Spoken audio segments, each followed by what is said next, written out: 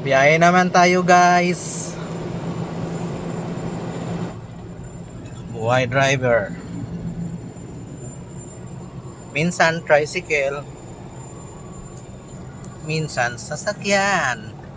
Yan lang para mabuhay. Basta marangal lang na trabaho, 'di ba?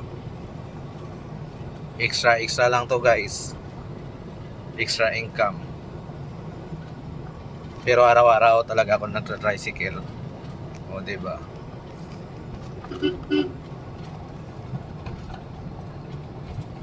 Wow, napakaganda yung daan namin dito sa Panto.